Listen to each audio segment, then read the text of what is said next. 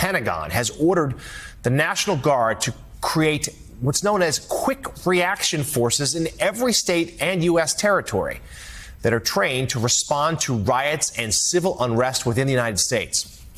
According to the Pentagon directives, as many as 500 soldiers in each state or territory will be assigned to deploy on short notice and receive non-lethal training in crowd control, handling of detainees, and the use of batons, stun guns, as well as body shields. The news came the very same day that President Trump said courts will not stop him from using troops against U.S. citizens. Trump said so while talking to reporters aboard Air Force One. What did you mean last night when you said you were prepared to send more than the National Guard into American cities? Sure, I would. I would do that if it was necessary. You know, if I want to enact a certain act, I'm allowed to do it routinely, and I'd be allowed to do whatever I want. But we haven't chosen to do that because we're doing very well without it. But I'd be allowed to do that, you understand? And the courts wouldn't get involved, nobody would get involved, and I could send the Army, Navy, Air Force, Marines, I could send anybody I wanted. It's Ken Harbaugh with the Midas Touch Network. We've been sounding the alarm here for months about the increasing militarization of America's streets. This is a problem that goes back decades, I get that, but the Trump regime, I am convinced, has made a decision to make armed soldiers patrolling our cities feel normal. It is not normal. This is what happens in authoritarian regimes that are afraid of their own people.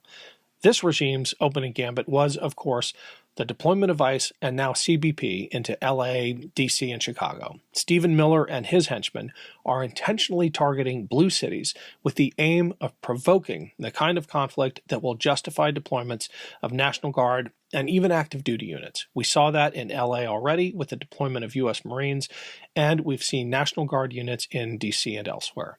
There is a strategy here, and it isn't just about immigration. It's about conditioning the public to accept this military presence in our communities. It's also about, and this is a critical point, it's about equating Trump's regime protection force, ICE, with the military, especially the National Guard. But they are not the same.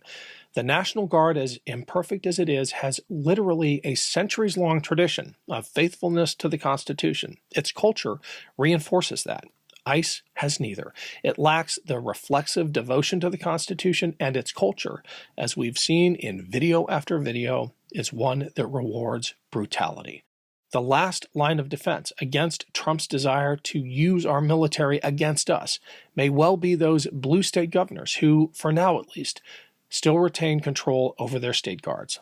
I wanted to talk to an old friend and fellow Navy vet now running for lieutenant governor in California. Josh Fryday is, in fact, the only veteran running for statewide office in California this cycle. And he has a lot to say about the role of states like his in holding the line against Trump. Here's our conversation. Welcome to the Ken Harbaugh Show. My guest today is Josh Fryday, California's Chief Service Officer, a Navy veteran, former JAG, now running for lieutenant governor of the state. Josh, I remember when you announced, I remember some of our early conversations about the kinds of things you were going to prioritize. Did you ever imagine that National Guard deployments against your fellow citizens, squaring off against the citizens of LA, potentially San Francisco, that story is still developing. Did you ever think that would be in your list of concerns as a potential incoming lieutenant governor? I don't think that we thought that the president would overreach in the way he has. So no, it was not something that we took seriously. And now it's something that those of us in California who have been part of these, have been watching these deployments, who are dealing with the consequences of them and are looking at what could be coming in the future. It's something we wake up and think about every single day because the threat is real. You have been incredibly outspoken about highlighting that threat, not just the immediacy of it, but the possible strategy, the strategy that I worry the Trump regime is implementing as they work backwards from the 2026 elections, which they're going to get spanked in, right? They just know it. They see the writing on the wall. They are doing everything they can to cheat at the ballot box, but that might even involve the kind of intimidation that you're warning about. In a recent Instagram post, you said they are marching right towards our elections. What did you mean by that? Well, I'll just tell you what I saw, Ken. When I was the only state official that had the chance to go to the base that was set up after 4,000 of our National Guard's men and women were federalized in Los Angeles, to meet and get briefed by the leadership, but also to talk to the troops to see how they're doing. What I saw was what you and I would have seen in Afghanistan or in any base around the country. They set up in very short order a full military operation outside of Los Angeles. And it was so clear to me then that if they could do it there, they could do it anywhere, and that they were going to try to. And since then, we've seen DC, we've seen them try in Chicago, in Portland, and now we have these conversations about San Francisco. So it's very clear that they're testing what they can get away with. They're testing what will become normalized, what we as American citizens will come to accept, what the courts will come to accept. And I just feel like we cannot be naive right now. We have to be very sober about what they're doing and understand that they're testing what they can get away with. And I think right through our elections this November. Hey everyone, it's Ken. Quick break here to say thanks for watching and a huge shout out to everyone who supported my most recent reporting trip to Ukraine. I hope you followed the updates on Substack. I reported from Chernobyl, from Kyiv and Odessa, and from frontline positions alongside some of the bravest people I have ever met. If you haven't yet signed up for my Substack, please check it out. It's free to join. The link's below. Thanks.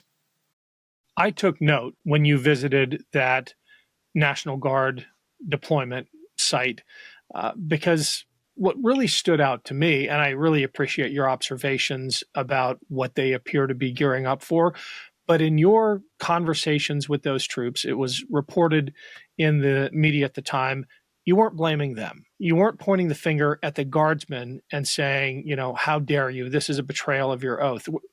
First of all, it's not. We're not there yet. There is a lot of debate about the legality of these orders still, but you're not blaming the guardsmen. Can you talk to us about the importance of maintaining that tie for as long as we can?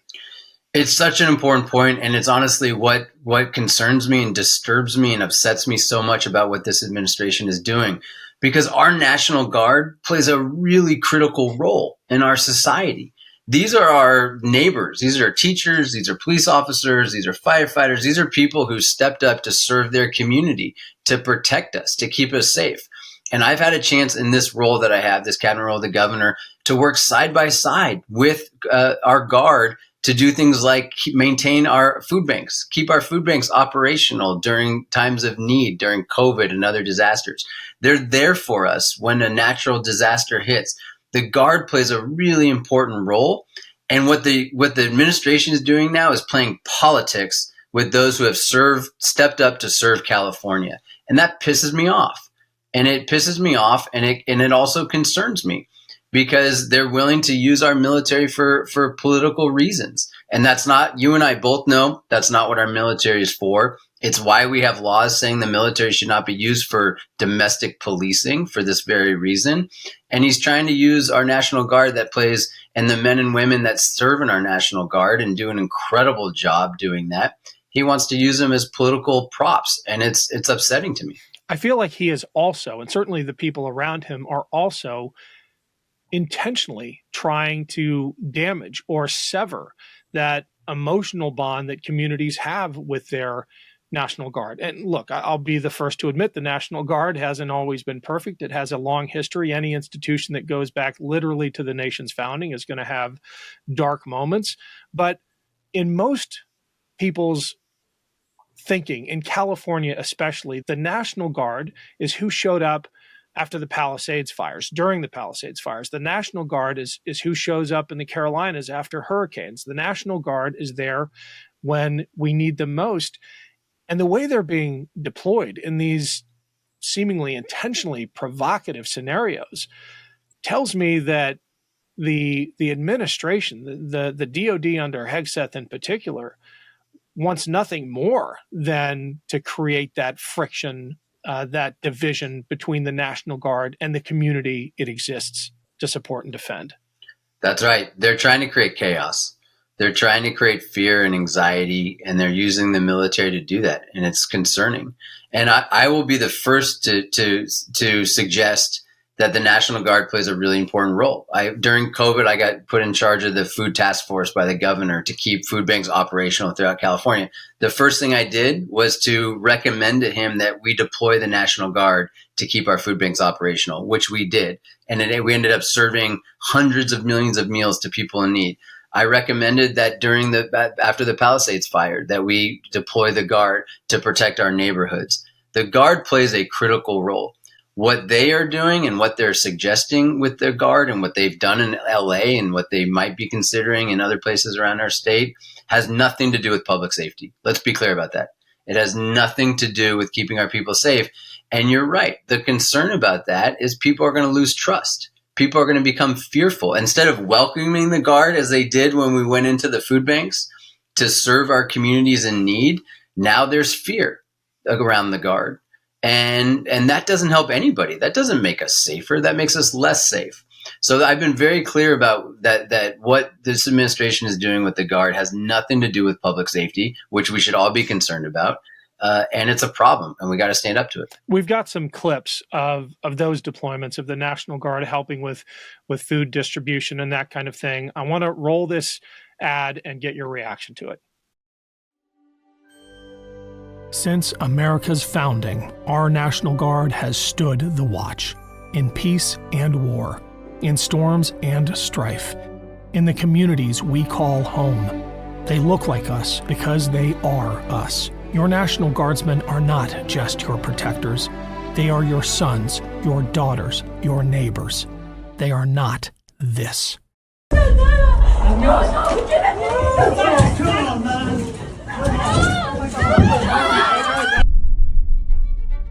There is a reason our Guardsmen wear their names over their hearts. There is a reason they do not hide their faces, because, unlike ICE, America's National Guard serves with pride, with honor.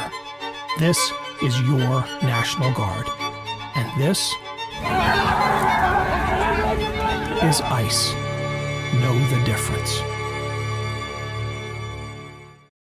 This ad, I think, captures a very critical distinction that we're trying to drive home here at the network that I know many veterans groups are working hard on, and that is the difference between the military and the National Guard in particular, which is drawn from the communities in which it serves, and ICE, which might nominally swear the same oath that National Guardsmen do, but doesn't behave like it has any loyalty to that oath. It certainly doesn't have that literally centuries-long tradition of fidelity to the Constitution. ICE is becoming, and you see this on the streets of California, it feels like it's becoming a regime protection organization. How do you feel about the importance of differentiating between the National Guard, which we respect and love, and ICE, which is doing enormous damage? We have got to make this distinction, and it's part of what's so dangerous about what they're doing by combining the immigration enforcement that ICE does with the now deployment of the Guard as they're attempting to do around the country. So I'm so glad you're making the distinction. And here's to me what the distinction is. The Guard are made up of our neighbors. They're made up of teachers and police officers and people in our community who have stepped up to protect our community. And they wear the military uniform. And that means something. And people know that that's about protection. What these ICE raids that we're seeing throughout our community is not about protection. It's about instilling fear. Why else would they be wearing masks? Why else would they be in unmarked cars? They're going to places to instill nothing but fear and anxiety. And it's working. And it's scary. And we have to be able to make the distinction, which is also why we have to stand up and say, it is not okay to be deploying our military alongside these kinds of missions. That's not their role. It's not appropriate. It's not allowed by the Constitution. And Ken, I want to make this point because I think this is so critical, and it's why I've always appreciated your leadership. This is why our party has got to be willing to elect Democrats that have worn the military uniform, that have the credibility and the understanding to make this distinction and to say to the American people that the military serves a key role and it's there to protect you. We should stand up for that. And what the administration is trying to do with ICE is something entirely different. And we need to be very clear about that. Well, Josh, it's been great having you. It's reassuring to know that folks like you are running in critical states like California. Where can more people learn about the election? Would love for you to go to joshfryday.com today to learn more, to learn how you can get involved. And would also love any veteran listening to this to join us, to sign on to a petition that I've started to organize veterans around California to be ready for when the National Guard, if and when the National Guard comes, and for anyone who knows a veteran to send them our link, joshfryday.com, so that we can be ready, we can protect our communities, and we can continue to protect our Constitution. Thanks, Josh. Great having you.